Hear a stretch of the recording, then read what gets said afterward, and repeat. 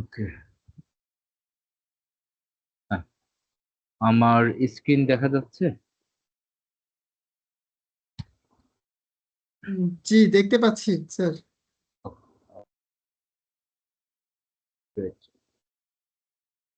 তো আজকের টপিক হলো আসলে দান কর আইন। আমরা দান কর আইন সম্পর্কে জানবো এবং আইটিপি এক্সামে আমাদের দান কর আইন থেকে কমপক্ষে 10 মার্ক থাকবে। হ্যাঁ, 10 মার্কস আপনারা এখান থেকে পাবেন, রিটেন এক্সামেই 10 মার্কস পাবেন। আমাদের যে আইটিপি এক্সামের যে সিলেবাস, সেই সিলেবাসে আলাদা করেই দান করা আইনের কথা বলা আছে এবং এখান থেকে আপনি 10 মার্কের কোশ্চেন পেয়ে যাবেন। এবং এটা খুবই একটা ছোট্ট আইন। আহ, খুব ভালো করে স্টাডি করে গেলে এখানে আপনি 10 মার্ক কনফার্ম করতে পারেন।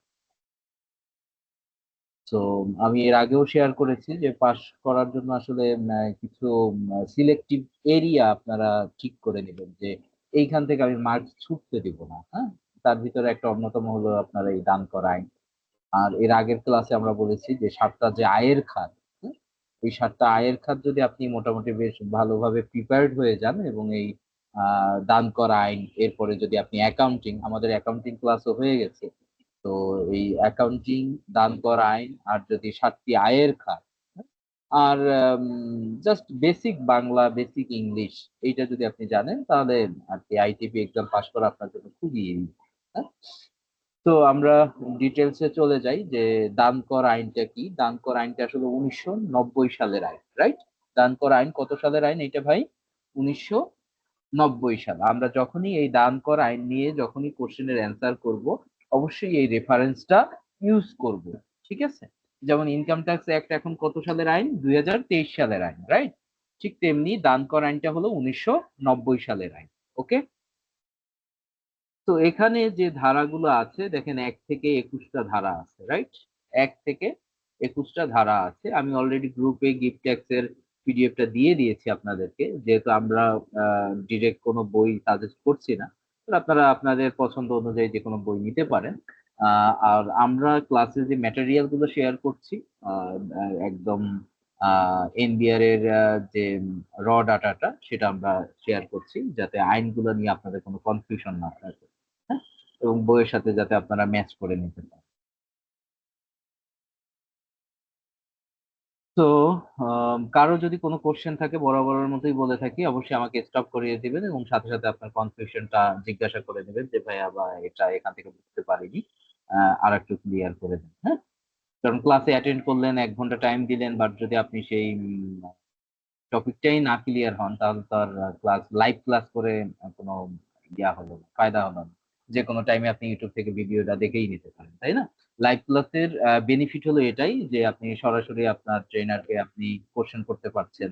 হ্যাঁ, এবং আপনার যে কনফিউশন, সেই কনফিউশনটা সলভ করতে পারছেন। ওকে, তাহলে এখানে আমরা দায়নকর আইনের কি দেখলাম? এখানে ধারা দেখলাম।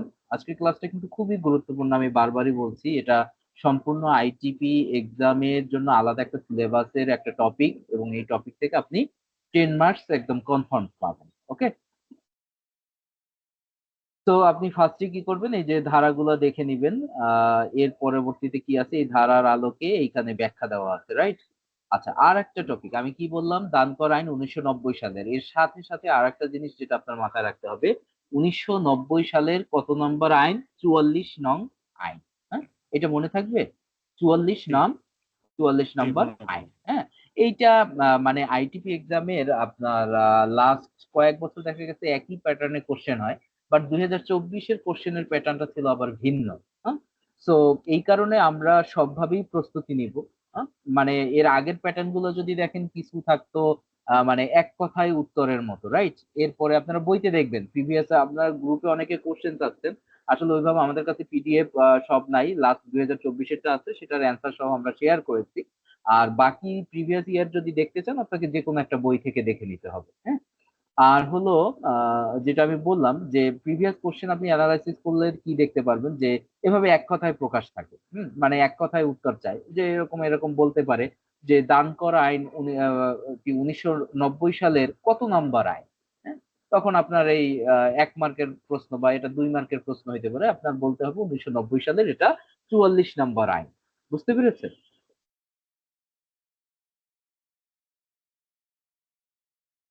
আপনারা আমার কথাটা বুঝতে পারছেন?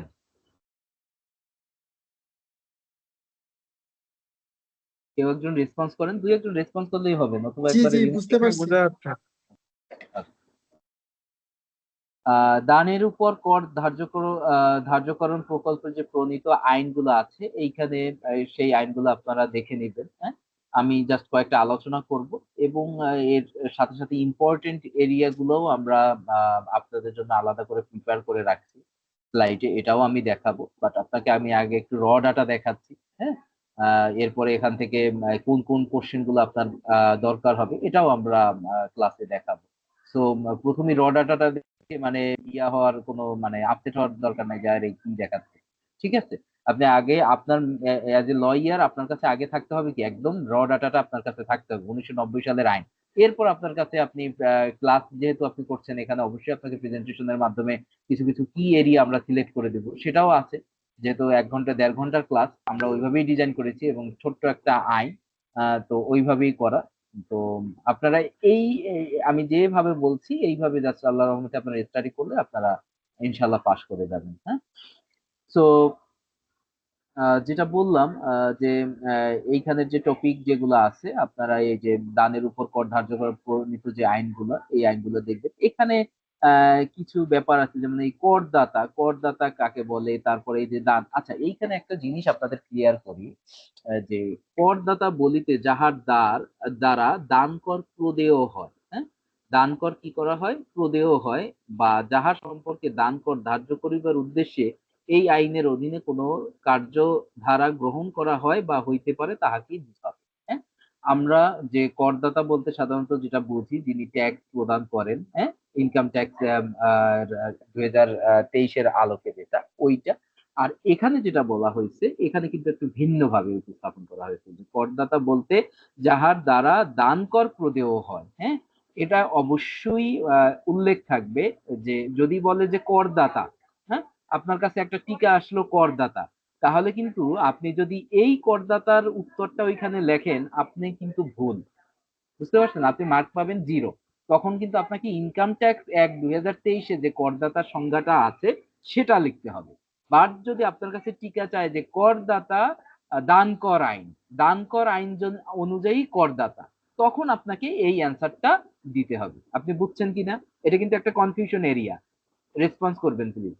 যে করদাতা আমি কি বলছি, করদাতার ডেফিনেশনটা আমি যে ইনকাম ট্যাক্স অ্যাক্ট 2023 আপনার সাথে প্রিভিয়াস ক্লাসে শেয়ার করেছি এবং ইম্পর্টেন্ট এরিয়া গুলা সেখানে কিন্তু আমি মার্ক করে দিয়েছি যে করদাতার সংজ্ঞা আপনারা পড়বেন। কর দিবস, হ্যাঁ, মনে আছে আপনাদের? করদাতা, জি কর জি দিবস, জি। এইসব যে সংজ্ঞাগুলো আমরা দেখাইছি। আপনার যদি শুধু করদাতা চাই তখন কিন্তু সেই সংজ্ঞাটা আপনাকে দিতে হবে। আর যদি বলে যে করদাতা দান কর আইন অনুযায়ী করদাতা, তখন কিন্তু আপনাকে মানে একটু ট্রিকি, মানে তখন আপনাকে এই অ্যান্সারটা দিতে হবে, তখন আবার ওই অ্যান্সারটা দিলে আপনার জন্য হবে না। বুঝতে পেরেছেন ভাই? ঠিক। আচ্ছা, দান, দান বলতে এক ব্যক্তি কর্তৃক অন্য কোনো ব্যক্তিকে স্বেচ্ছায় অর্থ বা অর্থমূল্যের প্রতিলাভ ছাড়া কোনো স্থাবর বা অস্থাবর সম্পত্তি হস্তান্তর বুঝাইবে, সেটাই হলো দান। তার মানে কি বুঝলাম? আমরা টাকা পয়সাও হইতে পারে, স্থাবর অস্থাবর সম্পত্তিও হইতে পারে, রাইট? দান মানে কি যার বিনিময়ে কোনো কোনো কি থাকবে না, কোনো বিনিময় মূল্য থাকবে না। থাকবে না। ক্লিয়ার? তো আমরা এই দানের সংজ্ঞাটা দেখবো। হ্যাঁ, করদাতার সংজ্ঞাটা দেখবো, উপকার কমিশনার, হ্যাঁ, এগুলো তো আমরা জানি, এর আগের ইসে আমরা জানি এগুলো সংজ্ঞা কিভাবে। শুধুমাত্র কনফিউশন এরিয়াটা কি বললাম, ওই যে করদাতা। হ্যাঁ, করদাতা যদি আসে তখন শুধুমাত্র এই, আমি আবারও রিপিট করছি, তখন কিন্তু এইটা অ্যান্সার করবেন না। যখন আসবে করদাতা কি দান করা আইন অনুযায়ী, তখনই আপনারা এই অ্যান্সারটা করবেন। এরপরে আছে দান কর ধার্যকরণ বলা আছে এই যে 3 নাম্বার সেকশনে। তারপর কতিপয় দানের ক্ষেত্রে যে অব্যাহতি গুলা, হ্যাঁ, আপনার এইটা একবারে মোস্ট ইম্পর্টেন্ট সেকশন 4 নাম্বার। হ্যাঁ, যে এখানে কোন কোন সেকশনে মানে কোন কোন ইসের উপরে আপনি অব্যাহতি পাবেন। দানকৃত সম্পত্তি যদি বাংলাদেশের বাহিরে অবস্থিত হয় সেক্ষেত্রে ওই দানের উপর কি দিতে হবে না, আপনাকে ট্যাক্স দিতে হবে না। বুঝতে পেরেছেন? তো এই অব্যাহতি গুলা অবশ্যই আপনার জানতে হবে। এই অব্যাহতি নিয়েই আপনার কোশ্চেন থাকবে। মানে দান করা আইনে মূলত এই অব্যাহতি নিয়েই কোশ্চেন একটা থাকবেই। মানে যদি দুইটা কোশ্চেন সেট করা হয় 5-5, তাহলে মনে করেন একটা 5 মার্কের কোশ্চেন আপনার এইটা। ক্লিয়ার ভাই? জি এইখানে এইটা দেখে নেবেন, দান যদি পুত্র, কন্যা, পিতা, মাতা, স্বামী, স্ত্রী, আপন ভাই অথবা আপন বোনকে করা হয়, এগুলো হলো আপনার দান। দানের মূল্য নিরূপণ পদ্ধতি, যে দানের মূল্যটা আসলে কিভাবে নির্ধারণ হবে। এই আইনের অধীনে কর নির্ধারণের জন্য নগদ অর্থ ব্যতীত দান হিসেবে হস্তান্তরিত অন্যান্য সম্পত্তির মূল্য দানের তারিখে উক্ত সম্পত্তি যে মূল্যে খোলা বাজারে বিক্রয় হইতে পারে সেই মূল্যের সমান অনুমিত হবে। মনে করেন আপনি দান করলেন আপনার ভাইকে, মনে করেন 1 লক্ষ টাকা, হ্যাঁ, নগদ টাকা দিলেন, তাহলে এখানে তো আর মূল্য নির্ধারণের কিছু নাই, রাইট? বাট যদি কোনো একটা স্থাবর সম্পত্তি আপনি দান করেন, হ্যাঁ, তাহলে সেক্ষেত্রে তার যে মূল্যটা হবে, মূল্য তো দেখাইতে হবে আপনাকে রিটার্নে, তাই না?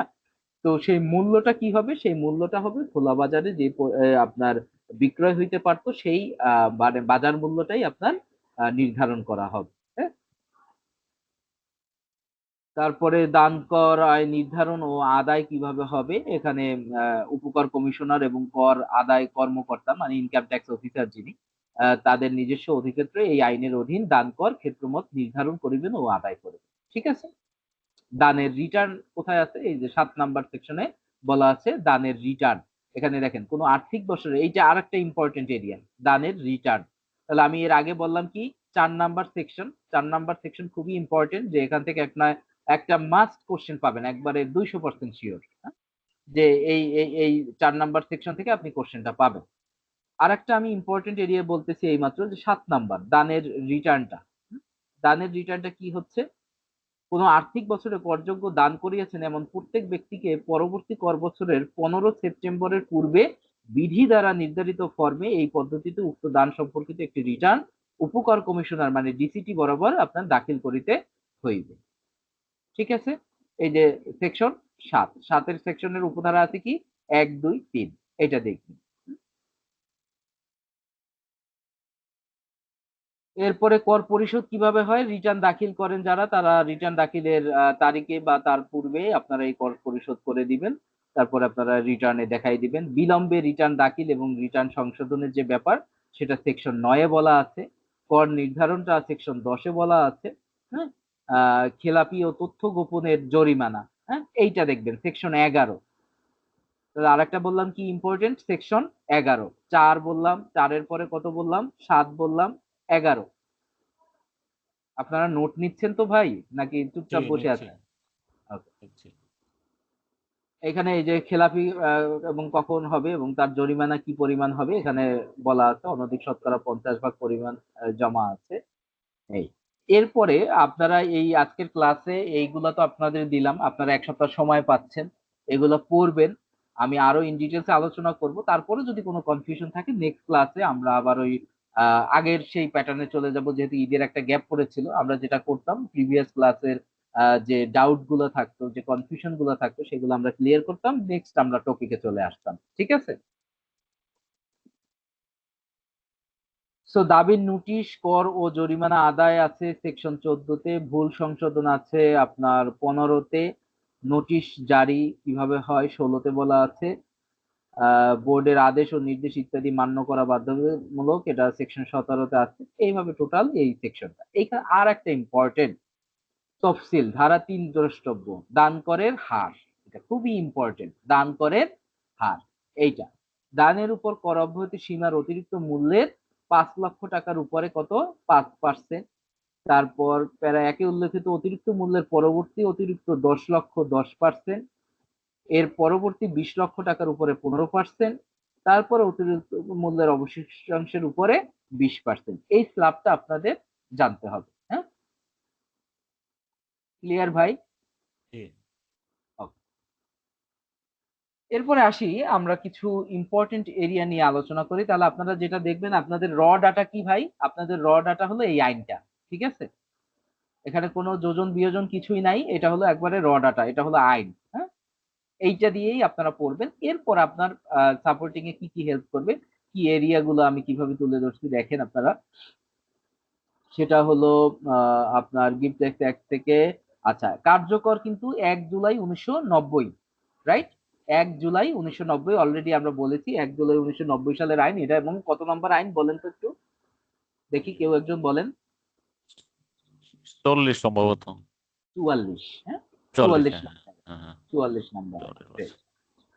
তারপরে দানের সংজ্ঞা, হ্যাঁ দানের সংজ্ঞা, এটা নিয়েও আমরা আলোচনা করেছি অলরেডি। এখানে আমরা বলেছি না যে দানের সংজ্ঞাটা আপনারা পড়বেন। এই যে সংজ্ঞার ভিতরে সেকশন 2 এর ভিতরে যে সংজ্ঞাগুলো আছে, এই সংজ্ঞার ভিতরে আমরা কি বলেছি? দান। হ্যাঁ, দান বলতে কি? এক ব্যক্তি কর্তৃক অন্য ব্যক্তিকে স্বেচ্ছায় অর্থ বা অর্থমূল্যের প্রতিলাভ ছাড়া কোনো স্থাবর অস্থাবর সম্পত্তির হস্তান্তরকেই বুঝাবে কি? দান। ঠিক আছে ভাই? জি। তাহলে আমরা একটু সহজ ভাষায়, এটা হলো আইনের ভাষা আর এটা হলো আমাদের বোঝার জন্য। ওকে, তাহলে আমরা এখানে কি বলছি? কোনো ব্যক্তি কর্তৃক অন্য ব্যক্তিকে হস্তান্তর হতে হবে। হ্যাঁ, দান বলতে কি বোঝাবে? এক ব্যক্তি কর্তৃক অন্য ব্যক্তিকে কি করতে হবে?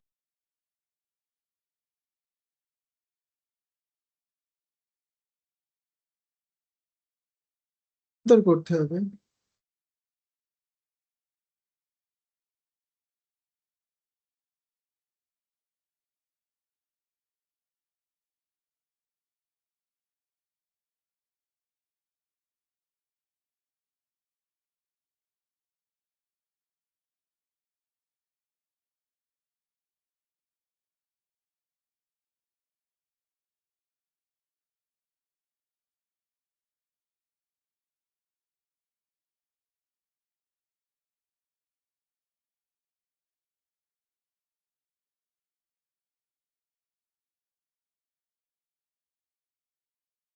স্যার আপনার কথা আসতেছে না, আপনি মিউট হয়ে গেছেন মেবি।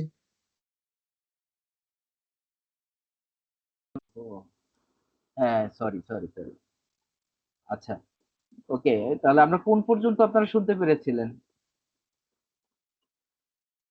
স্যার কোনো ব্যক্তি কর্তৃক অন্য ব্যক্তিকে হস্তান্তর, এতটুকুই শোনা গেছে। ওকে ওকে ওকে, আচ্ছা। তাহলে আমরা এর আগের এটা তো শোনা গেছে যে প্রথমে হলো দানটা আমরা কোথা থেকে দেখবো? দানটা দেখবো আইন থেকে। এটা কি এটা শুনতে পেয়েছেন? জি স্যার, এটা শুনতে Okay, পেয়েছি। হ্যাঁ। তাহলে আমি কি বললাম? প্রথমে আমরা দানের সংজ্ঞাটা দেখবো কি থেকে? এই আইন থেকে। এখন এই আইন পড়লে কি হবে? আপনার মাথা ঘুরবে, হ্যাঁ, যে আসলে এটা কেমন, কি লাইন। এর জন্যই কিন্তু আমি পাশাপাশি এই স্লাইডটা আপনাদের জন্য তৈরি করেছি। কি হলো দান মানে কি? দান বলিতে এক ব্যক্তি কর্তৃক অন্য ব্যক্তিকে স্বেচ্ছায় অর্থ বা অর্থমূল্যের প্রতিলাভ ছাড়া কোনো স্থাবর বা অস্থাবর সম্পত্তি হস্তান্তর বুঝাইবে। মানে ওয়ার্ডিং গুলা কি? ওয়ার্ডিং গুলা সাধারণত একটু মানে আপনাদের কাছে কঠিন লাগতেছে, কারণ এটা আইনের ভাষা, কিছু করার নাই, রাইট? কিন্তু আপনি যখন এটাকে একটু সহজলভ্য করবেন, তার মানে দেখেন, আপনি এখান থেকে যদি দেখেন যে কোনো ব্যক্তি কর্তৃক অন্য ব্যক্তিকে হস্তান্তর করা বুঝাবে, রাইট? তাহলে এখানেও কি বলছে? যে এক ব্যক্তি কর্তৃক আরেক ব্যক্তিকে কি হয়, এই যে দেখেন লাস্টে কি লেখা? হস্তান্তর বুঝাইবে, রাইট? তাহলে আমরা এইখানে দেখলে কিন্তু আমাদের কাছে ইজি লাগে, রাইট? তাহলে কি কোনো ব্যক্তি কর্তৃক অন্য ব্যক্তিকে হস্তান্তর হতে হবে, কোনো বিদ্যমান স্থাবর বা অস্থাবর সম্পত্তি হতে হবে। আমি যে বিষয়টা, আমি যে হস্তান্তর করব, সেটা অবশ্যই আমার কি হতে হবে?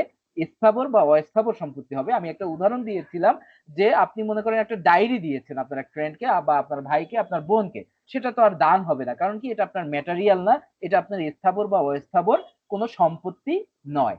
বুঝতে পেরেছেন? এবং এই দানটা অবশ্যই হতে হবে কি? স্বেচ্ছায় এবং বিনিময় মূল্য ব্যতীত হস্তান্তর করা। মানে আপনাকে আমি জোর করলাম যে আমাকে এটা দিতেই হবে, তাহলে কি এটা দান রইলো? এটা কিন্তু আর দান হইল না। হ্যাঁ, তার মানে এটা হতে হবে কি? অবশ্যই স্বেচ্ছায় হতে হবে এবং বিনিময় মূল্য ব্যতীত হস্তান্তর করতে হবে। মানে আপনি আমাকে মনে করেন 50,000 টাকা দিলেন, বিনিময়ে আমি আপনাকে মাসে মাসে 1,000 করে টাকা দিচ্ছি, তখন কি আর এটা দান থাকতেছে? এটা দান থাকতেছে না, এটা হয়ে যাচ্ছে তখন লোন। বুঝতে পেরেছেন ভাই? দান হলো কি? আপনি আমাকে স্বেচ্ছায় দিবেন, 50,000 টাকা দিয়ে দিয়েছেন এবং এই 50,000 টাকার বিনিময়ে আপনি আমার কাছ থেকে কিছুই চান না। এটাই হলো দান। ক্লিয়ার ভাই? জি স্যার। এবং এখানে আমরা নোটটা কি বলেছি? যে বিনিময় মূল্য থাকলে তা দান হিসেবে গণ্য হবে না। তার মানে কি? ওই আমি যেটা বললাম, আপনি আমাকে 50,000 টাকা দিয়েছেন, আপনি বলছেন আমাকে মাসে মাসে 1,000 টাকা দিবা বা মাসে মাসে 500 টাকা দিবা, তাহলে কি হচ্ছে? এটা তখন লোনের ইনস্টলমেন্টে চলে যাচ্ছে। সেটাও আপনার আয়কর রিটার্নে আসবে, বাট সেটা আপনার কি হিসাবে আসবে? লোন হিসাবে আসবে। ক্লিয়ার ভাই? তাহলে কি আমরা দানটা ক্লিয়ার? দান দান সম্পর্কে কেউ একজন বলতে পারবো, যে কোনো একজন, এনিওয়ান একজন, একটু রিপিট করি তাহলে হয় কোনো কি ব্যক্তি কর্তৃক অন্য ব্যক্তিকে হ্যাঁ স্বেচ্ছায় স্থাবর বা অস্থাবর সম্পত্তি দান করাকে বোঝায়। রাইট। সরি, আপনি মানে আপনি আপনার নিজের ভাষায় লিখবেন। হস্তান্তর। হ্যাঁ, জি আপনি আপনার একবারে নিজের ভাষায় লিখবেন। আপনার যে পুরোপুরি আইনের ভাষায় একবারে ওইভাবে যেভাবে লাইন টু লাইন বলা আছে এইভাবে কঠিন ওয়ার্ড দিয়ে লিখতে হবে, নট নেসেসারি। আপনি এই মাত্র যে ভাই বললেন, ভাই আপনার নাম ইমন। ইমন, আচ্ছা। ইমন যেভাবে বললো যে একবারে ওইভাবেই যদি আপনি বলেন বা আপনার ভাষা অনুযায়ী যদি বলেন। আরেকজন বলেন, ইফতেখার আছেন বা ফারুক ভাই? জি স্যার আছে। জি হ্যাঁ। বলেন তো, দানের সংখ্যাটা একটু বলেন। কোন ব্যক্তি যদি একজন তার ব্যক্তি নিজস্ব অন্য একজন ব্যক্তিকে স্বেচ্ছায় স্থাবর বা অস্থাবর নগদ অর্থ প্রদান করাকেই দান বলে। এইখানে একটু কারেকশন, যদি বলেন নগদ অর্থ তাহলেই কিন্তু হ্যাঁ, আপনার নগদ অর্থ। উত্তরটা রয়ে গেল। হ্যাঁ স্থাবর ও শুধু অস্থাবর সম্পত্তি নগদ অর্থ হ্যাঁ স্বেচ্ছায় হস্তান্তর মানে এইবার ঠিক আছে। তার মানে এটা যে শুধুমাত্র নগদ অর্থ হতে হবে ব্যাপারটা তা নয়, এটা আপনার নগদ অর্থও হতে পারে, স্থাবর অস্থাবর সম্পত্তিও হতে পারে। ওকে ভাই, জি স্যার। ওকে। নেক্সট হলো দান করের আরোপ। কিভাবে এই দান কর আরোপ করা হয় ধারা 3-এ বলা আছে, রাইট? এখানে আমরা এই যে দান কর ধার্যকরণ কিভাবে বলা হয় এটা আমার সেকশন 3-এ বলা হতো। 1 জুলাই 1990 সাল হইতে কোনো ব্যক্তি কর্তৃক কোনো আর্থিক বছরের কৃত সকল দানের উপর তফসিলে বর্ণিত হারে কর ধার্য করা হবে। ঠিক আছে? তার মানে কি, ফাইন্যান্সিয়াল ইয়ার অনুযায়ী আমরা যেভাবে আয় বর্ষ কর বর্ষ নিয়ে কাজ করি, এখানেও ওই একইভাবে কাজ করবে। ঠিক আছে? আচ্ছা, আর একটা কি, দান করের প্রধান দায় সাধারণত দাতার উপর বর্তায়। ঠিক আছে? তাহলে এইটা কার উপরে বর্তায়? দাতার উপরে বর্তায়। এইটা আমরা একটু জেনে রাখলাম ইন ডিটেইলস। হ্যাঁ, তো দাতার উপর বর্তায় মানে কি? মানে যিনি দান করলেন। জি, মানে তার উপরে এটা দায়বদ্ধ এরকম কিছু? হ্যাঁ হ্যাঁ হ্যাঁ হ্যাঁ, তার উপরে ও দায়। আচ্ছা আচ্ছা। যিনি ডোনার, যিনি দান করলেন। ইমন হ্যান্ড রেজ স্যার করেছেন, বলেন। জি জি স্যার, এই কথাটা ঠিক বুঝতে পারিনি, আরেকবার যদি একটু রিপিট করতেন দান করা আরোপটা, আমি ক্লিয়ার বুঝতে পারিনি। কোনটা কোনটা? দান করা আরোপ যেটা বললেন কেবলমাত্র, আচ্ছা এটা আমি আচ্ছা, বুঝতে দান পারিনি। করের আরোপটা বললাম, এটা হলো ধারা 3। মানে আমরা এই যে একটু আগে প্রথমেই 1990 সালের আইনটা বের করেছি, এখানে 1 থেকে 21 নাম্বার পর্যন্ত প্রত্যেকটাই কি আমার ধারা।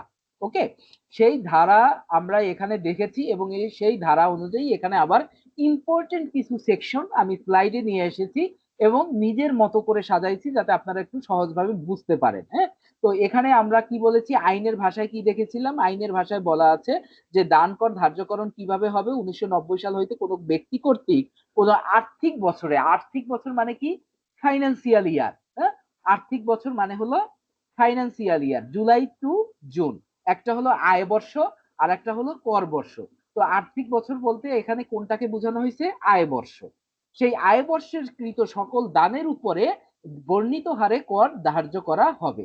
এবং বর্ণিত হার কি, একবারে ওই যে লাস্টের দিকে বলা আছে না হারটা, 5%, 10%, 15%, 20%। হ্যাঁ, এই যে স্ল্যাবটা আছে এই ধার্যকৃত হার অনুযায়ী কর আরোপ করা হবে, সেটাই বলা হয়েছে। বুঝছেন? এখানে করযোগ্য দানটা কি, এখানে আমরা বুঝাইছি এইভাবে যে আইনে নির্ধারিত যে করমুক্ত দান ব্যতীত, একটা হলো করমুক্ত দান। করমুক্ত দান কোনটা, সেটা আছে কোথায়? সেকশন 4-এ, রাইট? আপনারা নোট নিয়েছেন, খাতা কলমে নোট নিয়েছেন? সেকশন 4। জি স্যার, করমুক্ত দান হচ্ছে সেকশন 4। সেকশন 4। তাহলে এই সেকশন 4-এ যেগুলা আপনার আছে এইগুলা মানে কি, করমুক্ত। তাহলে সেই করমুক্ত যেগুলো, তার উপর তো আর ট্যাক্স আরোপ হবে না, হবে? না। তাহলে আমরা কি বলেছি, যেগুলা আপনার করমুক্ত দান সেইগুলা ব্যতীত সকল প্রকার করযোগ্য দানের উপর দান কর আরোপ করা হবে। তার মানে দান কর আরোপ করা হবে কোনটা, যেটা ট্যাক্স রিবেটের আওতায় নাই। বুঝতে পেরেছেন? ইমন কোশ্চেন করেছিলেন, এবার কি আপনি ক্লিয়ার? জি স্যার, ক্লিয়ার। এরপরে করমুক্ত দান, সেটা আমরা অলরেডি আলোচনা করেছি যে করমুক্ত দান আমি সেকশন 4-এ পাবো। এখানে একটু জাস্ট আপনাদের চোখে দেখতে যাতে ভালো লাগে, হ্যাঁ, এর জন্য একটু সহজ ভাষায় ফুটিয়ে তোলা হয়েছে, আর কিছুই না কিন্তু। হ্যাঁ, আপনার এখানেও যা আছে এখানেও তাই আছে, রাইট? এখানে একটু দেখতে আপনার কাছে অনেক কঠিন কঠিন মনে হচ্ছে, রাইট? আসলে ব্যাপারটা তা না।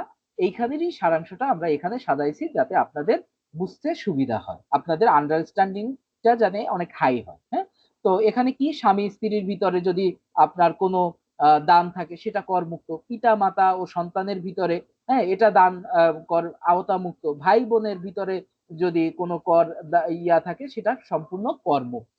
বুঝতে পেরেছেন?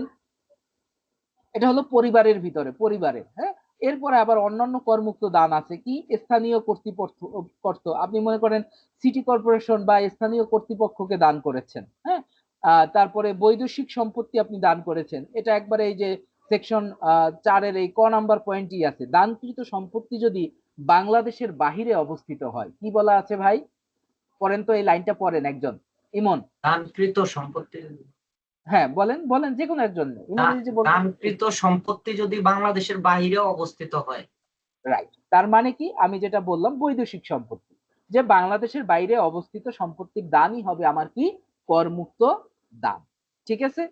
তবে আমরা কিন্তু যখন স্টাডি করব, আমরা কিন্তু মনের ভুলেও ভাই মানে পরীক্ষার আগের দিন এই স্লাইড দেখে শুধু যাব না, অবশ্যই কি করব, আমরা একবারে সরাসরি আইনটা দেখে যাব।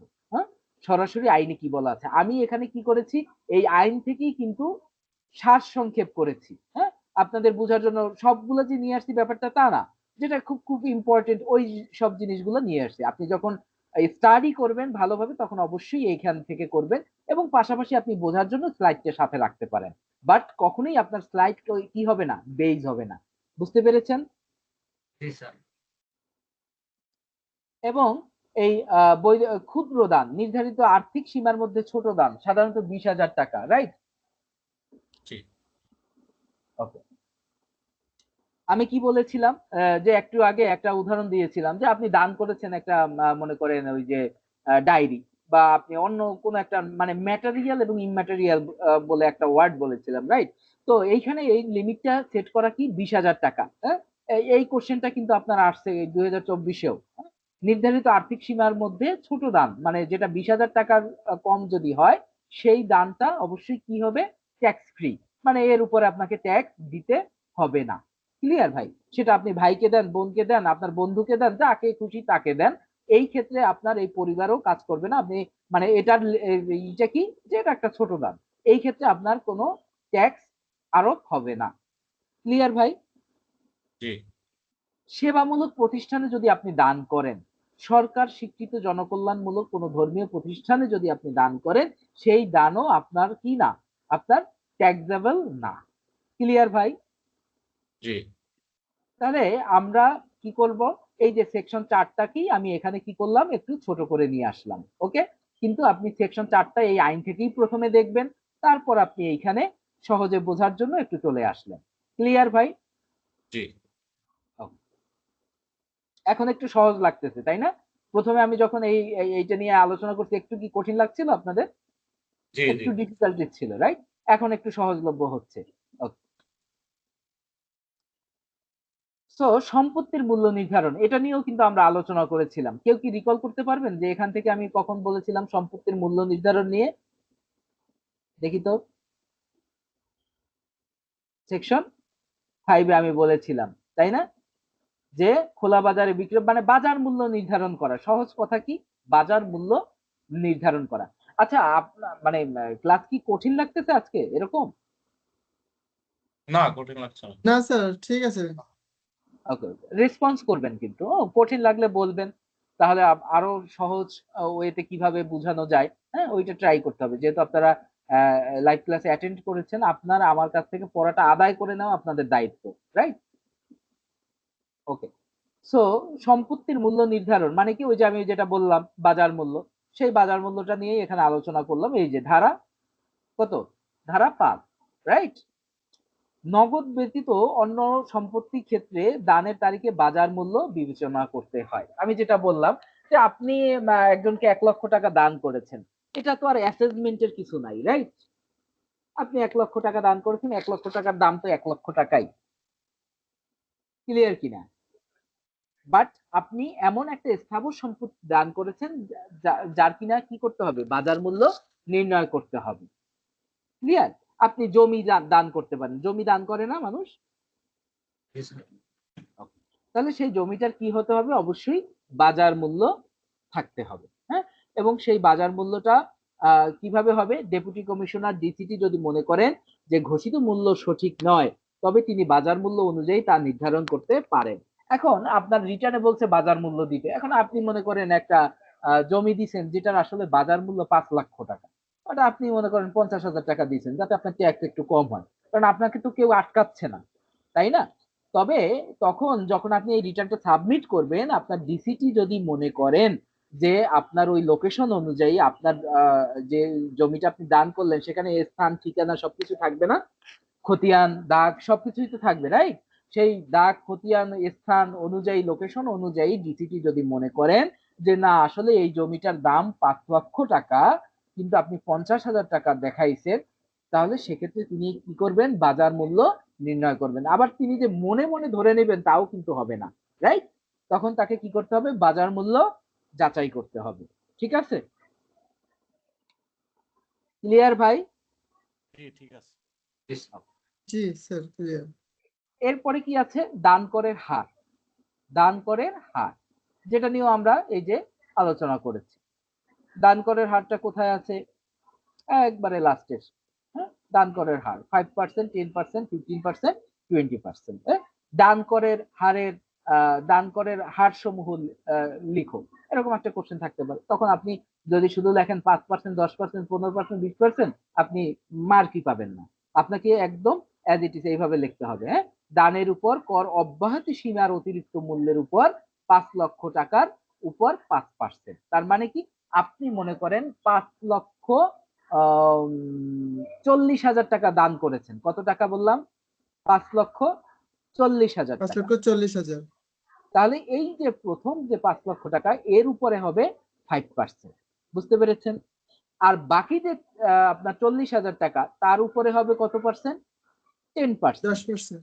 হ্যাঁ, এই ক্যালকুলেশন গুলো আমরা জানি, এটা আর রিপিট না করি, কারণ আমরা যখন বেতন খাতে স্যালারি ট্যাক্স রেট নির্ণয় করেছিলাম তখন এই হারগুলা কিভাবে কাজ করে আমরা ডিটেলসে আলোচনা করেছি। হ্যাঁ, তাহলে প্রথম 5 লক্ষ টাকা 5%, পরবর্তী 10 লক্ষ টাকা 10%।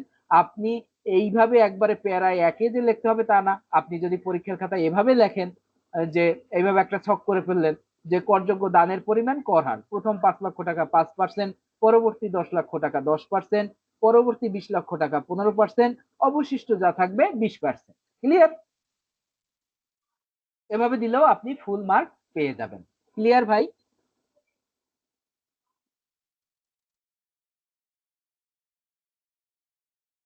কারো এই কোনো জিনিসটা কনফিউশন? আরেকবার একটু বলবেন স্যার? হ্যাঁ, শিওর। এখানে বললাম যে দান করের যে রেট, মানে আপনি দান কর ভুলে যান। আপনি মনে করেন একটু স্যালারি ট্যাক্সের কথা মনে করেন। আমাদের যে স্যালারি ট্যাক্সের যে ক্লাসগুলো গেছে না বেতন খাতে আয় নির্ণয় করা, সেক্ষেত্রে জি স্যার। আমরা কি করছিলাম?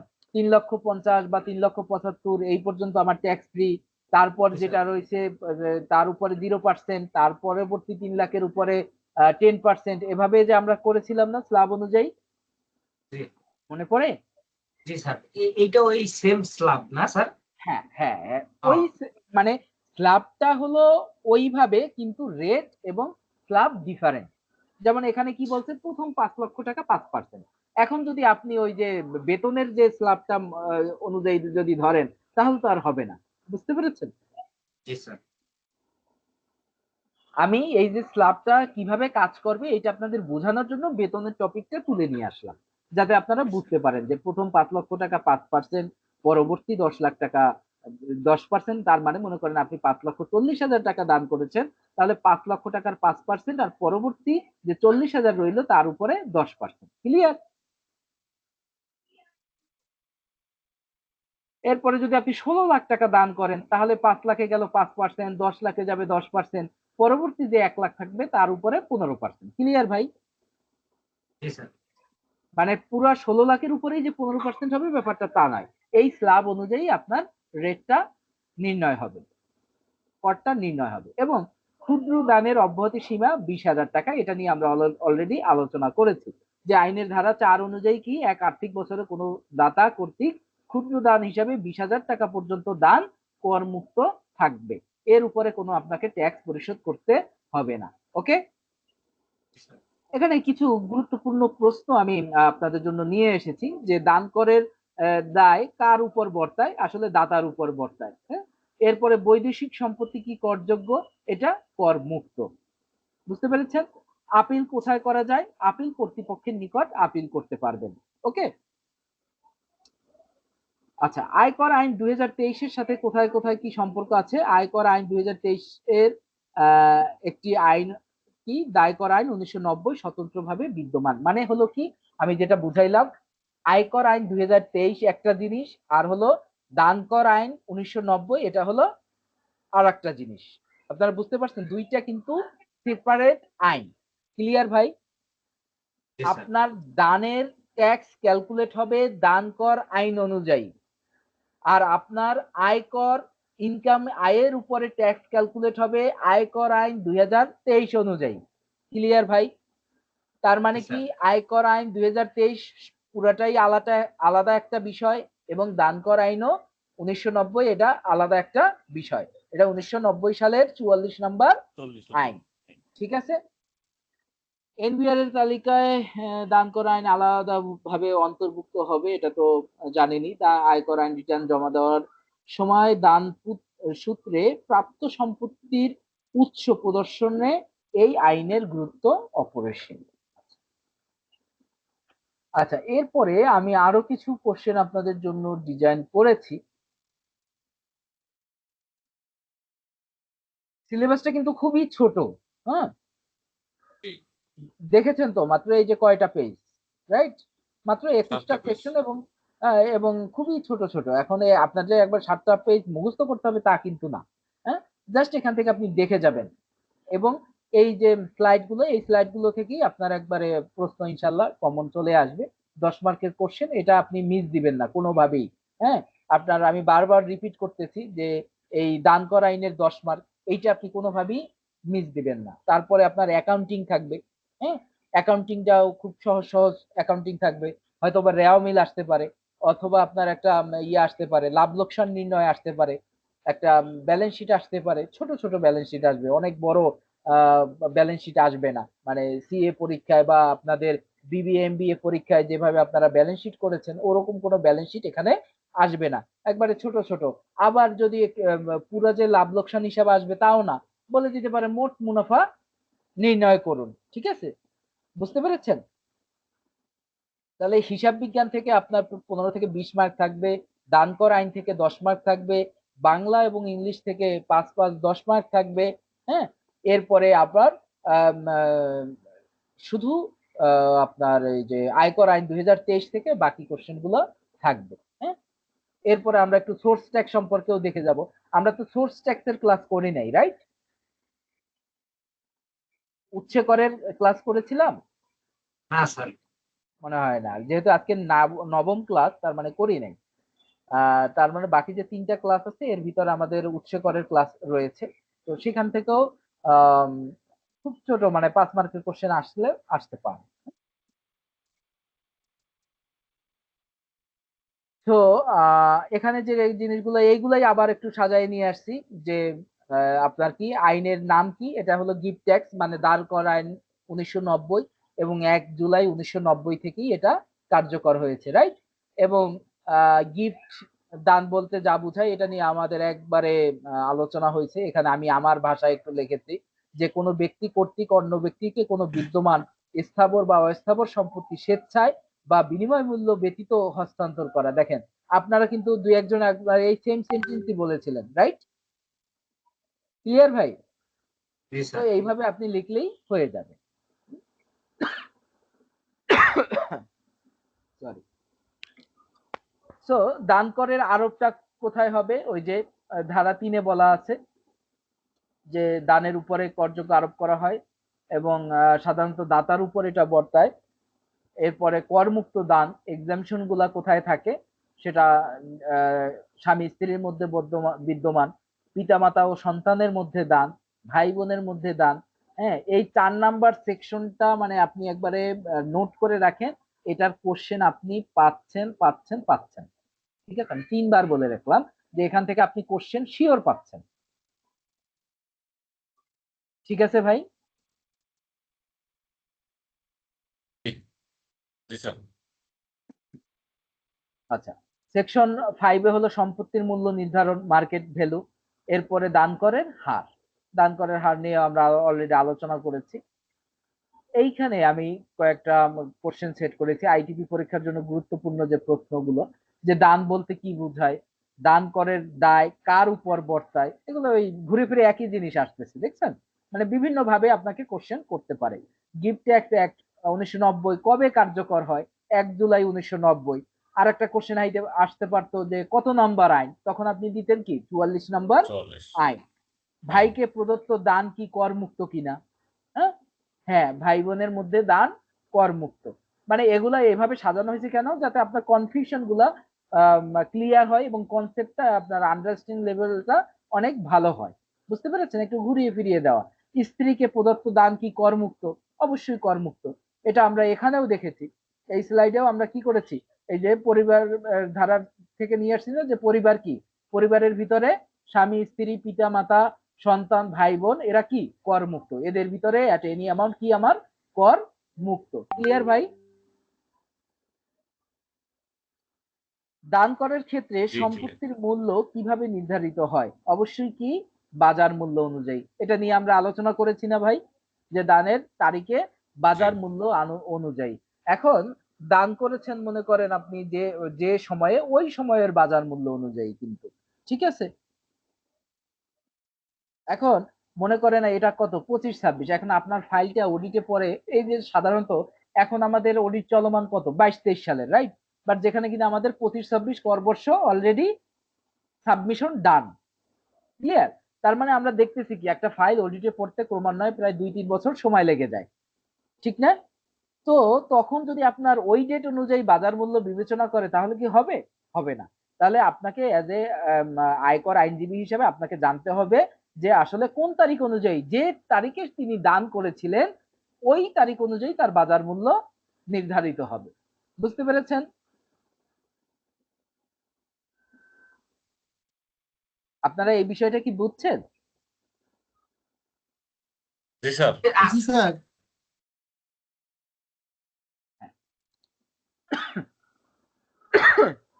এটা আমি একটু অ্যাডভান্স লেভেলে আলোচনা করলাম এই কারণে যে টুডে অর টুমরো আপনারাও আয়কর আইনজীবী হচ্ছেন, আপনাদেরও অনেক ক্লায়েন্ট থাকবে, তাদের ফাইল আপনার কিছু কিছু অডিটে পড়তে পারে।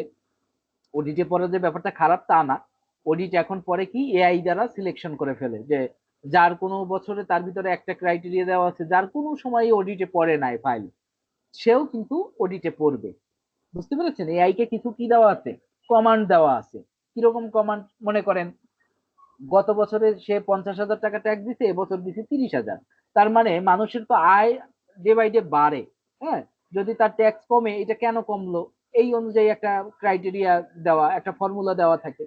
আবার এরকম দেওয়া থাকতে পারে, হ্যাঁ, যে তার গতবারের আয়ের থেকে এবছরের আয় অনেক কম। আবার আরেকটা দেওয়া থাকে যে তার আজীবনে এখন পর্যন্ত যতবারই তিনি ট্যাক্স রিটার্ন সাবমিট করেছেন কোনোবারই তার অডিটে পড়ে নাই, সেটাও করতে পারে। তার মানে অডিটে পড়া মানে যে খারাপ ব্যাপারটা তা না।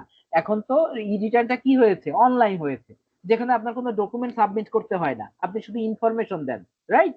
তো আপনার অডিটে পড়া মানে উইথ ডকুমেন্টস আপনাকে ডিসিটি কে ফেস করতে হবে, রাইট? এর বাইরে আর কিছুই না।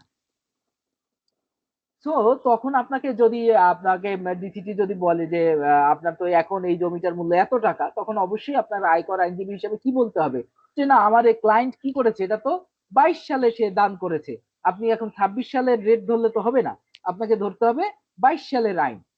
মানে 22 সালের ওই পার্টিকুলার ডেটে কি রেট ছিল, বাজার মূল্য ছিল, সেটা আপনাকে বিবেচনা করতে হবে।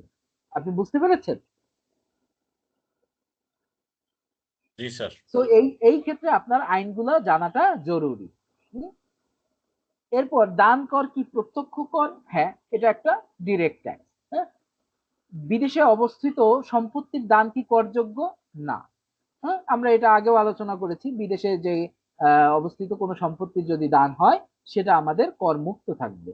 গিফট ট্যাক্স অ্যাক্ট 1990 এর অধীনে আপিল কোথায় করা হয়? এটাও আমরা দেখেছি। হ্যাঁ, আপিল কর্তৃপক্ষের নিকট। ওকে, আচ্ছা, গিফট ট্যাক্স অ্যাক্ট 1990 অনুযায়ী ট্যাক্সেবল গিফট কি? ট্যাক্সেবল গিফট মানে কি? মানে যেটা আপনার দান কর আইনের কর মুক্ত ব্যতীত যা থাকবে সবই হলো আমার ট্যাক্সেবল গিফট, রাইট? জি স্যার। বুঝতে পেরেছেন?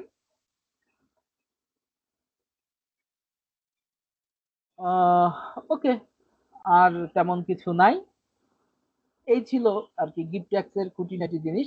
এবার আমি আপনাদের কোশ্চেন নিব, যদি আপনারা কোনো কিছু না বুঝতে পারেন বা যদি বলেন যে এই সেকশনটা একটু আর একটু ডিটেলসে আলোচনা করেন, সেটা আমি আলোচনা করব। এবার আপনাদের পালা।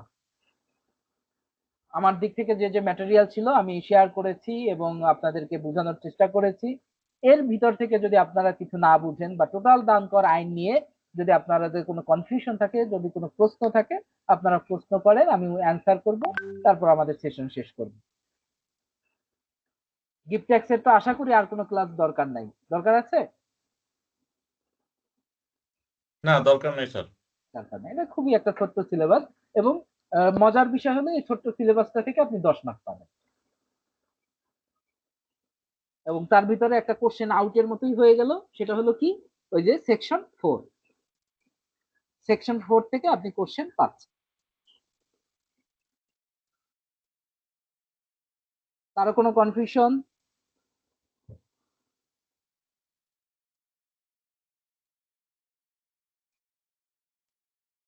এ রহমান ভাই হ্যান্ড রেজ করেছেন। আসসালামু আলাইকুম। ওয়ালাইকুম আসসালাম। জি ভাই। কেমন আছেন? জি ভালো। আচ্ছা, আমার একটা জিনিস একটু কনফিউশন বলবো না, এটা হচ্ছে মানে দান করা আইনটার প্রেক্ষাপটটা কি, মানে এটা কেন এই আইনটা, বা এই আইনটার সাথে আমাদের ইনকাম ট্যাক্স অ্যাক্টের কোনো রিলেশন, বা এই ব্যাপারে কি একটু যদি ব্রিফ করেন। মানে পারপাসটা কি মেনলি, মানে আমাদের ইনকাম ট্যাক্স অ্যাক্টের পারপাস হচ্ছে পার্সোনাল বা কোম্পানির কাছ থেকে ট্যাক্স আদায় করা, বা ভ্যাট আইনের পারপাস হচ্ছে ভ্যাট আদায় করা। সেভাবে মানে দান করা আইনের পারপাসটা কি, একটা ব্যক্তি উনি ইনকাম করতেছে, ওই ইনকামটা থেকে সে দান করতেছে, এটার জন্য এক্সট্রা একটা আইন বা আইন কেন লাগলো, বা ইনকাম ট্যাক্স অ্যাক্টের সাথে এই গিফট ট্যাক্স অ্যাক্টের কোরিলেশনটা কি, বা ডিপেন্ডেন্সিটা কি, এই ব্যাপারে যদি একটু বলেন আর কি, তাহলে জিনিসটা ক্লিয়ার হয়। Thank you. আমি আপনার কোশ্চেনের অ্যান্সারটা দিচ্ছি। ফার্স্ট অফ অল হলো আমাদের এই কোর্সটা হলো আইটিপি এক্সাম বেসড সাজানো। তো এখানে আপনার এক্সামে কিভাবে কি আসবে সেটা নিয়ে আলোচনা করলাম। আর আব্দুর রহমান ভাই যে কোশ্চেনটা করলো, এই কোশ্চেনটা আপনাদের মানে আন্ডারস্ট্যান্ডিং এর জন্য জেনে রাখা ভালো। জি জি জি, এটা ওইটাই একজন ওইটাই। আয়কর আইনজীবী হিসাবে আপনার জানতে হবে যে আসলে কো রিলেশনটা কি। জি। তো এইখানের যে প্রেক্ষাপটটা আবার তার এই কোশ্চেনটা ফেলেও দেওয়া যায় না। মানে আমি যেহেতু বললাম যে লাস্ট টাইম কিন্তু 2024-এ দেখা গেছে কোশ্চেনের ফরম্যাট চেঞ্জ হয়েছে। হ্যাঁ, এর আগে যে 5 হুম, বছর পূর্বে পূর্বে যে কোশ্চেন গুলো হইতো সবই একই প্যাটার্নের কোশ্চেন হইতো। প্রথমে এই যে আমি যেভাবে কোশ্চেন গুলো সেট করেছি ওই রকম দুই মার্কের কোশ্চেন থাকতো 10টা, এর মার্ক থাকতো 20, এরপরে 4-5টা কোশ্চেন থাকতো। আর লাস্ট টাইমে পুরোই অন্য প্যাটার্নে কোশ্চেন হয়েছে, বাট সহজ হয়েছে। হ্যাঁ? তো আব্দুর রহমান যে ভাই যে কোশ্চেনটা করেছেন এটা যে আইটিপি এক্সামে আসবে না ব্যাপারটা তাও না, এটাও আসতে পারে। যে কিরকম কোশ্চেনটা থাকবে সেটা আমি একটু বলছি।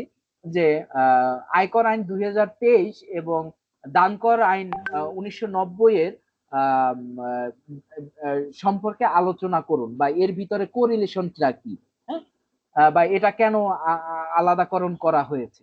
তো মেইন প্রেক্ষাপটটা হলো exactly. আপনি আয়কর আইন থেকে আপনি কি করতে পারেন, আপনি আয়কর আইন থেকে আপনি আয়ের উপরে আপনি ট্যাক্স নির্ধারণ করতে পারেন, রাইট?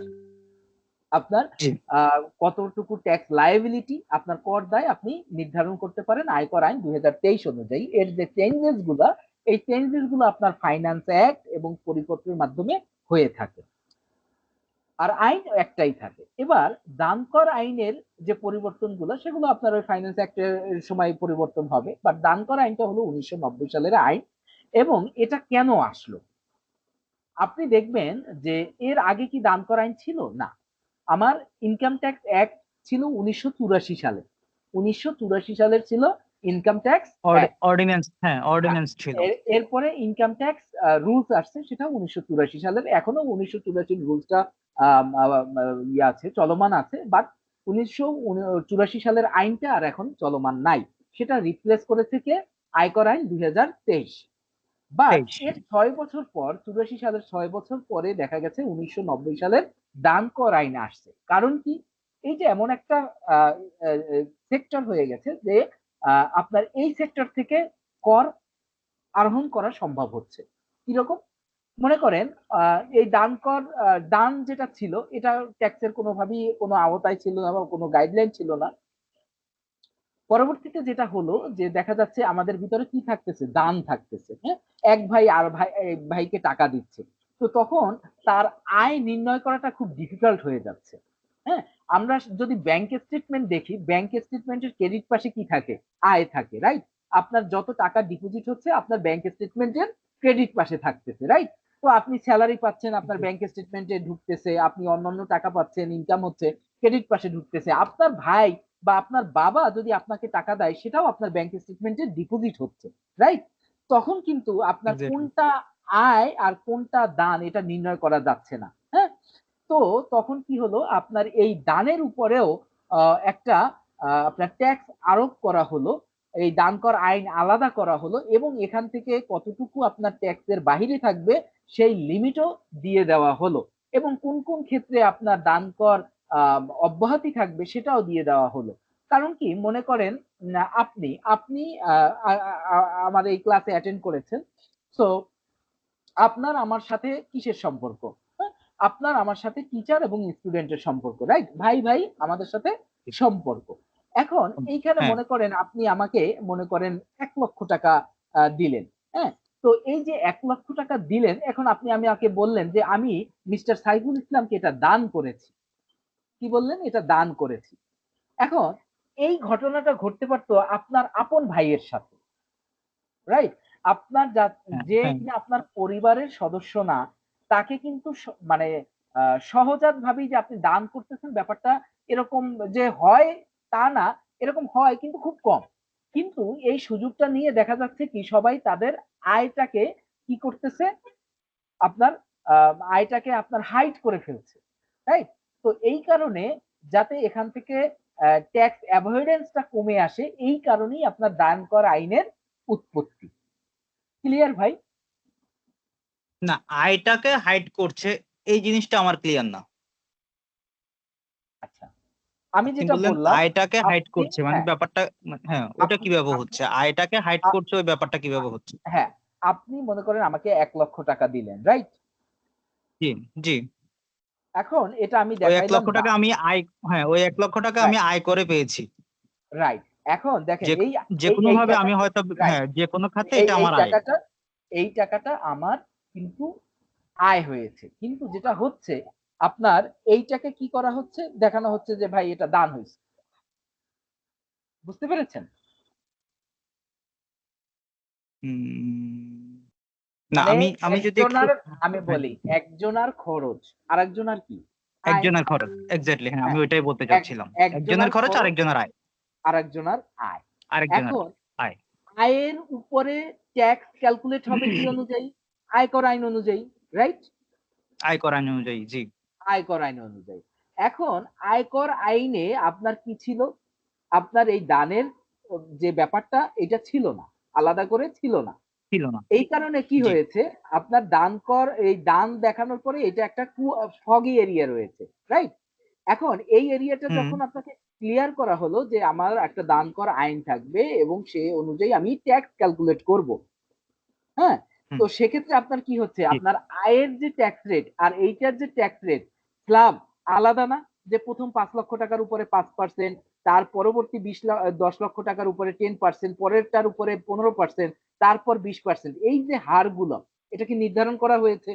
এরপর আবার কার কার ভিতরে আপনার এক্সাম্পশন থাকবে সেটাও নির্ধারণ করা হয়েছে। ক্লিয়ার কিনা? জি, ওটা ক্লিয়ার। যেমন আপনি আপনার আপন ভাইকে দিয়েছেন এট এনি অ্যামাউন্ট, এটা হুম, অবশ্যই কি থাকবে? ট্যাক্স ফ্রি থাকবে। হ্যাঁ আর হ্যাঁ বুঝতে পেরেছেন? ট্যাক্স ফ্রি থাকবে এখন এবং আমি যেটা আমার বললাম আমার ভাইকে যখন আমি দিব এবং তখন আমার ভাই এই টাকাটা রিসিভ করছে। রিসিভ করেছে। তাহলে সেক্ষেত্রে আমার ভাইয়ের এন্ডে যখন আমি চিন্তা করব ওর জন্য এটা ইনকাম, হ্যাঁ, কিন্তু ওর জন্য বাট এটা ইনকাম যেহেতু না। আমি এটা ওকে দান ওর জন্য যেহেতু আমি এটা ওকে দান করেছি এজন্য ওর জন্য এটা এই প্রাপ্তি, মানে প্রাপ্তি। 2023 সালের হ্যাঁ, 23 সালের আইনে এটা আর ওর জন্য ইনকাম হচ্ছে না, রাইট। মানে তাই তো এইটাকে না আপনি ব্যাপারটা? হ্যাঁ, অ্যাকাউন্টিং এর ভাষায় যদি বলেন একটা হলো আয় আর একটা হলো প্রাপ্তি। এই যে প্রাপ্তি, হ্যাঁ। আপনি যখন আপনার ভাইকে দিচ্ছেন তখন এটা হয়ে যাচ্ছে কি জি, তার প্রাপ্তি। হ্যাঁ, তার তার প্রাপ্তি, কিন্তু এটা আর আয় থাকবে না। বুঝতে পেরেছেন? এটা তার ট্যাক্সেবল ইনকাম না, না, ট্যাক্সেবল ইনকাম না। বাট ওর জন্য অ্যাসেট। হ্যাঁ, অবশ্যই অ্যাসেটে আপনাকে দেখাইতে হবে এবং আপনি ইয়া হিসাবে যে পেয়েছেন, গিফট হিসাবে যে আপনি পেয়েছেন সেটাও দেখাইতে হবে। আপনি যে গিফট হিসাবে দিয়েছেন আপনি সেটাও দেখাইতে হবে। এক্স্যাক্টলি, মানে এটা রিকনসিলিয়েশন করলে তখন জিনিসটা ক্লিয়ার হবে।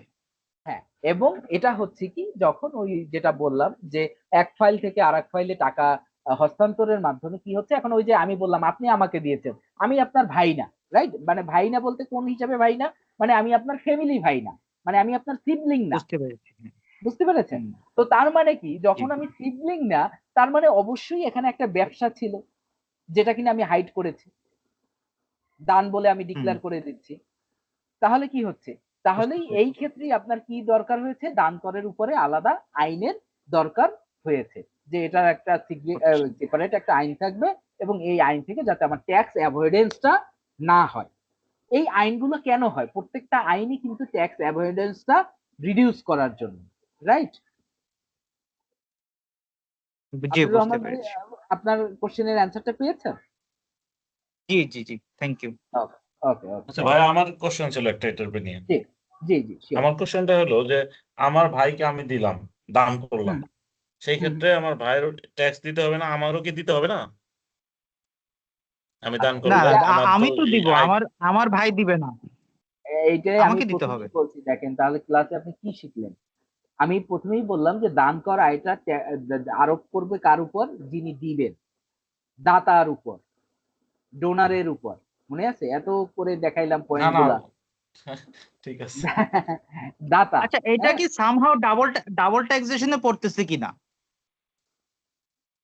ডাবল কারণ আমি ট্যাক্সেশন। যদি একটু বলি, আমি আমার ভাইকে যে 1 লক্ষ টাকা দিছি বা অন্য অন্য কাউকে যে 1 লক্ষ টাকা দিছি, ওই 1 লক্ষ টাকা তো যে কোনো ভাবে আমি ইনকাম করে আনছি। তাহলে ওই 1 লক্ষ টাকা আমি ইনকাম করে আসছি, ওটার উপর আমি ইনকাম ট্যাক্স দিচ্ছি। আবার ওটা আমি কাউকে দান করতেছি, এই জন্য আমাকে আবার দান কর দিতে হচ্ছে। তাহলে একই ইনকামের উপর আমাকে 2বার ট্যাক্স দিতে হলো না? আমি সেটাই তো বললাম যে আমি এর এইরকমই জন্যই তো সিদ্ধান্ত বললাম যে এটা কেন আলাদা। দান করা আপনি আপনার অ্যান্সার পেয়ে গেলেন যে এই দান কর আইন কেন আলাদা। আপনি যখন ওই আয়কর আইন দ্বারা বলবেন তখন তো এটা আপনার অলরেডি ট্যাক্সেবল ইনকাম থেকেই দিয়েছেন, তাই না? হ্যাঁ, তাহলে আবার আমি এটার উপর ট্যাক্স পেড করে তাহলে দিয়েছি। এর জন্য আপনার দায় কর এই যে ট্যাক্সটা দিচ্ছেন এটা দিচ্ছেন আপনি দান কর আইন 1989 সালে অনুযায়ী, 90। বুঝছেন? 1989 হুম, অনুযায়ী, সরি 89 বলছি, না 90 1990 90। 1990 অনুযায়ী আপনি একে আলাদা করে এই ট্যাক্সটা দিচ্ছেন। যেমন একটা এক্সাম্পল দিতে পারি, আপনি জমি কিনেছেন, রাইট? হুম, এখন জমির সময়, ল্যান্ডের সময় তো একটা ফাইনাল ট্যাক্স দিতে হয়, রাইট? জি জমি কেনার সময় আপনার একটা ট্যাক্স দিতে হয় না? তাহলে ট্যাক্সটা আপনার বিভিন্ন ক্ষেত্রে হয়, জমি কেনা বেচার ক্ষেত্রে হয়, আপনি গাড়ি কেনা বেচার ক্ষেত্রে হয়, রাইট? বিভিন্ন ক্ষেত্রে, বাট হুম, আলটিমেটলি এই যে টাকাগুলো, এই টাকাগুলো তো ইনকামেরই টাকা, তার উপর থেকেই আপনার একবার আপনার ট্যাক্স হয়ে আসতেছে, কিন্তু আপনার আলাদা আলাদা সেকশন অনুযায়ী, আইন অনুযায়ী আপনাকে বিভিন্ন খাতে আপনাকে ট্যাক্স আরোপ করা হচ্ছে এবং ওই ওই অনুযায়ী আপনাকে ট্যাক্স দিতে হচ্ছে। আসলে ট্যাক্সের মূলত উদ্দেশ্য সেটাই। কি? গভর্নমেন্টের রেভিনিউ ইনক্রিজ করা, রাইট? জি বুঝতে পেরেছি, গভর্নমেন্টের ফারুক ভাই, রেভিনিউ ইনক্রিজ আপনি, হচ্ছে, বাট যে ট্যাক্স, হ্যাঁ, বুঝতে পেরেছি। হ্যাঁ যে ট্যাক্স দিচ্ছে ওর উপর এটা ডাবল ভাবে ইমপ্লিমেন্ট হচ্ছে আর কি। রাইট, কিন্তু একই আইনে না, আলাদা আলাদা আইনে। হ্যাঁ, ডিফারেন্ট আইনে, এক্স্যাক্টলি একই আইনে হলে তো তখন এটা আর হতো না, এই জন্য হ্যাঁ, আইনটা আলাদা করা। যেভাবে কারো এইভাবে কোনো সরকার কোশ্চেন? চেয়েছে আমাকে দিতে হবে, এই হলো মূল ঘটনা। চ্যাট বক্সে একটা মেসেজ আছে, কে মেসেজ দিয়েছে? স্যার এরকম ট্যাক্স রিলেটেড আর কতগুলো অ্যাক্ট আছে। ট্যাক্স রিলেটেড অ্যাক্ট বলতে আপনার আহ, আহ, কি একজন কোশ্চেন করেছেন সিয়াম আলী, অ্যাডভান্স ট্যাক্স ক্যালকুলেশন আসবে? উম, মানে আমি বুঝি নাই অ্যাডভান্স ট্যাক্স ক্যালকুলেশন আসবে কিনা। মানে ট্যাক্স ক্যালকুলেশন কখন করতে হবে না এরকম, আপনি যখন ট্যাক্স দিবেন। সিয়াম আলী কি আছেন লাইনে? হ্যাঁ আছেন তো। আহ, আপনি শুনতে পাচ্ছেন আমাকে সিয়াম আলী? অ্যাডভান্স ট্যাক্স ক্যালকুলেশন আসবে, যিনি চ্যাট বক্সে কোশ্চেন করেছেন, এর মানে হলো আমি মানে আপনি যখন আপনি দানটা করবেন ওই সময়ই আপনার এই ট্যাক্সটা আপনার ইয়া হইলো এবং ওই আর্থিক বছরেই আপনি ট্যাক্সটা পরিশোধ করবেন। হ্যাঁ। আর ট্যাক্স রিলেটেড আর কতগুলো অ্যাক্ট আছে, ট্যাক্সের তো আইন একটাই ভাই, সেটা হলো 1990 কি বলে 2023 সালের আয়কর আইন। হ্যাঁ? এই আইন একটাই। আর হলো এই যে আজকের যে আইনটা 1990 সালের, এটা হলো দান করা আইন, এটা কোনো আয়ের উপরে না। আশা করি আপনি আপনার প্রশ্নের অ্যান্সার পেয়েছেন। আচ্ছা, আরেকটা কোয়েশ্চেন ছিল, সেটা হচ্ছে আমি যখন দান করে দিচ্ছি তাহলে তো আমার অ্যাসেট কমে যাচ্ছে না? আপনি যখন দান করছেন, হ্যাঁ আপনার অ্যাসেট কমছে। হুম, আমার অ্যাসেট কমে যাচ্ছে, সেক্ষেত্রে আমি আবার ওদিকে ওই আমার অ্যাসেট যদি নির্দিষ্ট স্ল্যাব ক্রস করে তাহলে সেক্ষেত্রে আমাকে যেটা সারচার্জ দিতে হচ্ছে ওটা থেকে আমি আবার অব্যাহতি পাচ্ছি না? হ্যাঁ অবশ্যই। এখন এটাও একটা পারপাস কিনা গিফট ট্যাক্স এর? মানে আমি ঠিক বলতে না পারতেছি না, বাট আমার হ্যাঁ একটা আমি মাথায় আসলো আর বুঝতে কি। পেরেছি, বাট না এটা পারপাস না, এটা না, পারপাস না। মনে করেন এটা আমার দেখা আপনার যাচ্ছে অনেক টাকা সারচার্জ চলে আসলো, তাহলে আমি কি করলাম, আমি আমার মানে আমার ফ্যামিলির মধ্যে কাউকে কি করে দিলাম, মানে ও একটা আমি আমি নির্দিষ্ট অ্যামাউন্ট দিয়ে হ্যাঁ দিলাম, গট যার ইউর কারণে পয়েন্ট, গট ইউর পয়েন্ট। আমার স্ল্যাবটা মিনিমাইজ হয়ে আসলো। বুঝতে পারছি, গট এটাও ইউর একটা পয়েন্ট। পারপাস কিনা মানে? হ্যাঁ হ্যাঁ হ্যাঁ হ্যাঁ হ্যাঁ গট ইউর পয়েন্ট, মানে ওইটা ওই যে আমি যেটা আমি কি, বললাম, হ্যাঁ, মানে মেইন কথা জি, হলো ওই যেটা বললাম ট্যাক্স অ্যাভয়েডেন্সটা রোধ করার জন্য। আপনি যেটা বলছেন একবার স্পেসিফিক রিজন বলছেন, যেটাকে আমি একটু বোল্ড পয়েন্টে বলে দিয়েছি যে ট্যাক্স অ্যাভয়েডেন্স হ্যাঁ, রোধ করার আমরা জন্যই আপনার সামহাউ দান করা ট্যাক্সটা আইন। অ্যাভয়েড করা, হ্যাঁ, হ্যাঁ, রাইট। এক্সট্রা এটা যে ট্যাক্সটা কোনো অ্যাভয়েড ভাবে করার হইতে জন্য। পারে, যে কোনো ভাবে হইতে পারে। একটা হলো আমি যেটা বললাম ওই যে আয়ের ক্ষেত্রে, আবার এই আপনি যেটা বললেন খুব ভালো পয়েন্ট। আপনি কি অলরেডি আয়কর আইনজীবী? না, আমি কখনো পরীক্ষা দিইনি, এবার দিব চিন্তা করছি আর কি। এবার দিবেন? আচ্ছা, তাহলে তো আপনি ভালোই হ্যাঁ, জানেন মানে এই যে সার্চার্জের আমি ব্যাপারগুলা। দেই নাই না, আমি বিভিন্ন ফাইল টাইল দেখি মাঝে মধ্যে, বাট মানে দেখা যাচ্ছে গিফট ট্যাক্স এর ফ্যাসিলিটিটা অনেক ক্ষেত্রে মানে বেশিরভাগ ক্ষেত্রে যারা হাই আর্ন পার্সন আছে ওরাই কিন্তু ওই জিনিসটা ওদের ফাইলে অ্যাপ্লাই করে, এই জন্য মানে আমার কাছে মনে হলো আর কি জিনিসটা, ব্যাপারটা। মানে নেটওয়ার্ক যাদের অনেক বেশি হবে এই, তো এই জি, এই জি, ক্ষেত্রে তো যাদের আসলে দেখা যাচ্ছে হ্যাঁ নেট, আয়করের হ্যাঁ নেট আয় নেট অ্যাসেট অনেক বেশি, বা ওদের ইনকাম অনেক বেশি, 2-3 কোটি টাকা ইনকাম ইয়ারলি, তখন দেখা যাচ্ছে ওরা বেশিরভাগ ক্ষেত্রে দেখা যায় ওনাদের মানে বেশ বড় ধরনের অ্যাসেট ওদের ইন্টার ফ্যামিলি যারা মানে পার্সোনাল ওদের সাথে শেয়ার করে বিভিন্ন মানে আপনারা এই জন্য। যারা আছেন, যারা রেগুলার ক্লাস করেন, এই যে ইফতেখার আছেন, ফারুক আছেন, হ্যাঁ, ইমন আছেন, আপনারা যারা রেগুলার ক্লাস করেন, মানে এই ব্যাপারটা আমি একটু আপনাদের সাথে বলি। সেটা হলো এই আব্দুর রহমান ভাই যেটা বললেন আর কি, সার্চ চার্জের ব্যাপারটা, আপনারা সার্চ চার্জের যে ক্যালকুলেশনটা এটাও দেখে যাবেন। হ্যাঁ। সার্চ চার্জের যে ক্যালকুলেশন, সার্চ চার্জ ব্যাপারটা কি, ব্যাপারটা হলো মনে করেন আপনার নেট ওয়েলথ, যেটা আপনার অনেক কোটি কোটি টাকার অ্যাসেট আছে, 5 কোটি 10 কোটি টাকার অ্যাসেট অ্যাসেট আছে, আছে, হ্যাঁ। এর উপরে আপনার আয় করার বাইরেও, আয় করার হারের বাইরেও আপনাকে একটা ট্যাক্স দিতে হয়। হ্যাঁ। এবার মানে আপনার এটা আমরা এগুলো আসলে ই রিটার্নের আলোচনা, দান করা আইনের আলোচনা না। বাট আপনাদের অ্যাডভান্স লেভেলে একটু বলে রাখছি, যাতে আপনাদের ইন ফিউচার আপনারা এটা রিলেট করতে পারেন। হ্যাঁ। এটা আপনার পরীক্ষায় আসবে না, এটা আপনি মানে 200% শিওর থাকেন। আমি এখন যে ব্যাপারটা কি, বলছি হ্যাঁ, ওইগুলো এটা পরীক্ষায় পরীক্ষার আসবে না, কোনো হ্যাঁ। বিষয় না। বাট এটা আপনি 300% শিওর থাকেন যে আপনার প্র্যাকটিক্যাল লাইফে আপনার এটা লাগবে। হ্যাঁ। প্র্যাকটিক্যাল লাইফে লাগবে কেন, আপনি ওই যে বললাম আমাদের অনেক আইনজীবী দেখবেন আমরা এক একটা ফাইলে অনেক টাকা নেই, মানে অনেকজনে আইসা নক করে ভাই আপনাদের চার্জ এত কেন, অমুকের কাছে 3,000 টাকায় পারি, আপনার কাছ থেকে এত বেশি টাকা লাগে কেন? মানে মেইন প্রেক্ষাপটটা হলো এইটাই, মানে আপনি যত আইন, যত টেকনিক ভালো জানবেন, আপনার কথা হলো আপনি আহ, আইন মেনেই আপনার আপনার ক্লায়েন্টের যতটুকু ট্যাক্স বার্ডেন কমানো যায়, হ্যাঁ, আপনি যদি তার ট্যাক্স বার্ডেন একটু না কমাইতে পারেন, তাহলে আপনাকে এত টাকা ফি দিবে কেন? রাইট? এবং সেটা জি অবশ্যই আপনাকে কি করতে হবে, আইনের মধ্য থেকে করতে হবে। এখন আপনার মনে করেন আপনার যে ক্লায়েন্ট, সেই ক্লায়েন্টের আয় হইলো মনে করেন 1 কোটি টাকা, আপনি আয় দেখাইলেন 10 লক্ষ টাকা, 90 লক্ষ টাকা আপনি হাইড করে ফেললেন, হ্যাঁ, তাহলে কিন্তু এটা নিয়ে আপনার লাইসেন্স বাতিল হয়ে যাবে। বুঝতে পেরেছেন ব্যাপারটা? হ্যাঁ, মানে এই ধরনের এটাকে কোনো হেল্প বলে না, হ্যাঁ, এটাকে ডিরেক্ট ফ্রড বলে, এবং এতে আপনার ধরা পড়লে আপনার লাইসেন্স পর্যন্ত বাতিল হয়ে যাবে। হ্যাঁ, এখন তাহলে মানে একজন আয়কর আইনজীবী আর একজন সাধারণ যে করদাতা, তার ভিতরে পার্থক্যটা কি? পার্থক্যটা হলো এই যে একজন সাধারণ যদি করদাতা, তার এই এত বিশাল আয়কর আইন তার পক্ষে জানা সম্ভব নয়। হ্যাঁ, এই যে দানকর আইন আলাদা করে তার মধ্যে জানা সম্ভব নয়। এখন আপনি আয়কর আইনজীবী হিসেবে জানবেন, এবং তার যখন একটা ফ্যামিলির আপনি করতেছেন, দেখতেছেন তার অনেক নেট ইয়া আসবে আপনার কাছে, বিভিন্ন টাইমে সে অ্যাডভাইস নিবে, তখন আপনি অ্যাডভাইস করলেন যে আপনার ভাইকে আপনি এত টাকা ট্রান্সফার করেন, তাহলে আপনার চার্জটা একটু কমে আসলো। হ্যাঁ, তো এই যে অ্যাডভাইস এক্স্যাক্টলি করলেন, হ্যাঁ, এর হ্যাঁ ভিতরেই আপনি ওটাই আপনার প্র্যাকটিক্যাল লাইফে আগায় যাবেন, এবং এতে হবে কি, আপনার মাধ্যমে যে সার্ভিসটা পাইলো ওই এটা আপনার প্রচার হবে। আরে তোর আর আমার তো সেম ইনকাম, কিন্তু সেম ওয়েলথ, তোর এত টাকা ট্যাক্স কম আসলো, আমার তো লয়েরটা তো ভালো, তখন আপনার রেফার করলো। এখন আসলে আমাদের লাইসেন্স দিচ্ছে গভর্নমেন্ট, কিন্তু আসলে গভর্নমেন্ট তো কিন্তু সরাসরি আমাদের কিন্তু আয়ের ক্ষেত্র তারা সিলেক্ট করে দেয় নাই, আয়ের ক্ষেত্রটা আমাদেরই নেটওয়ার্কের মাধ্যমে নিতে হচ্ছে, তাই না? ইন ফিউচার এটাও ডেভেলপ হবে আশা করি, হয়তোবা গভর্নমেন্ট কোনো একটা ক্রাইটেরিয়া দেবে যে যাতে করদাতাদেরকে যে কোনো ভাবে আয়কর আইনজীবীর কাছে আসতেই হয়। হ্যাঁ, জি ওটাই।